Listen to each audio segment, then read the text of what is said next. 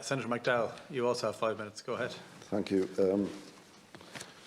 Laska Hirdig, first of all, I welcome the Minister of the House. Secondly, I just want, in the very limited time that's available to me, which shows that this is normally seen as a more or less rubber stamp debate, I just want to say a couple of things. Firstly, the whole idea of appropriation was, I'm just reading some biographies of 18th century English politicians at the moment, hugely important as the only means that their parliament had over their executive in the form of the king and his ministers, that controlling supply was the huge mechanism of control.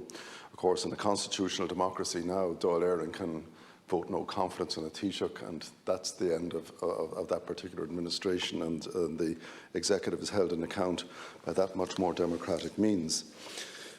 And I do remember as Minister for Justice that towards the end of any given year there would be a bit of a rush to get rid of unpaid capital available to the department on various items rather than hand it back to the Minister for Finance on the basis that the next time around they'd say, yeah, but you had to hand back money last time, so why do you need so much money this time? So, I mean, I'm aware of those kind of conventions and realities. But I do want to say this, and I want to take this opportunity in the few minutes that's available to me now to say one thing. The holding the executive to account in a parliament is hugely important. And we do it through parliamentary questions if you're a TD, through commencement debates sometimes in this House in some respects. But fundamentally, there is a growing concern, and we'd be very foolish to ignore it, right out there in society, that the executive is not adequately held to account by the houses of the Oireachtas in the way which executives in other parliamentary democracies are. And this is no more clearly, in my view, underlined than in the present COVID crisis. We have legislation under the Health Acts and the various other statutes that we passed on an emergency basis, which gives to the government huge powers, vast powers, to close down sectors of the economy, to make decisions of this kind and that kind about social and economic and ordinary behaviour, which no government has held here. Those powers have not been held since the days of the Second World War. And I just want to say this, that there is an absolutely unanswerable case, in my view, and I've said this on a couple of occasions in this House recently, for the establishment of greater Oireachtas scrutiny of the COVID crisis. An unanswerable case for this to be done. We are giving huge powers to ministers to make statutory instruments which have radical effects on us. Who knows what's going to happen when NPHET next knocks its head together with the government and decides on what else it considers necessary. But there is no answer to, I think, the legitimate demand that Dáil Éireann and Seanad Éireann should collectively have a joint committee like that, chaired by Deputy Michael McNamara in the interregnum before the establishment of this coalition government, to hold ministers and senior civil servants and administrators in state agencies fully accountable on a weekly basis to explain precisely what is happening.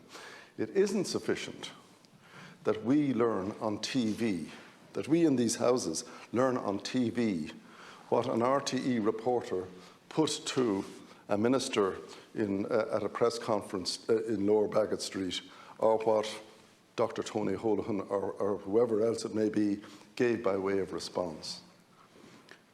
We can't have government by media. We have to have government by accountability. And people who exercise these powers and take huge decisions concerning our collective futures should be accountable on a daily. If this is an emergency, and NPHET says there's an emergency here, if there is an emergency, we should have, as an Oireachtas, emergency scrutiny on government actions. And you know, it was stated at the time, and I'm just finishing now, it was stated at the time that the ordinary sectoral committees would provide an adequate degree of scrutiny over the activities of the HSE and the government and the like. And I'll just finish on this point. That has proven not to be so. The Health Committee doesn't actually keep the government accountable or the HSE accountable. The media do a better job than the sectoral committees. But I am asking again, and sometime maybe I'll take to guerrilla action on this in terms of the business of these houses. I am asking again that the government hear the demand that has been made of it to put together a proper accountability mechanism in Leinster House in order to supervise the powers that it has arrogated to itself to deal with this emergency. Thank you.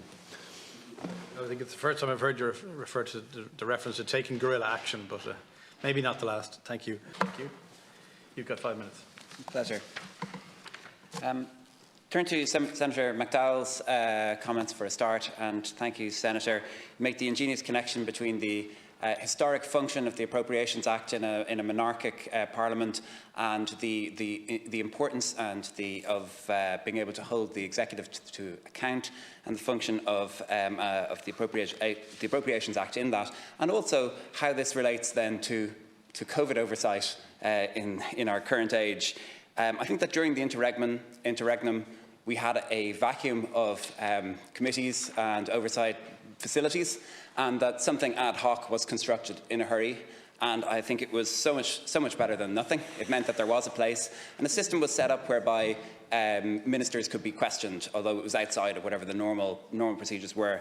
And I think it worked. And Michael McNamara was elected the chair of that COVID committee, and I nominated him, and he was very challenging, I felt, and you know, I think he acted as an independent chair, certainly, and I praise him for the work that he did in that. And Senator McDowell, you threatened guerrilla action if you don't get some changes, and you're absolutely welcome. Say that again. We're all looking forward to that. We're all looking forward to your guerrilla action. But what Senator, if you have specific proposals. Senator, if you have specific proposals that you want to bring on how you want to see the oversight changed, and you want to ask questions about it, I'd be absolutely happy to indulge you. On the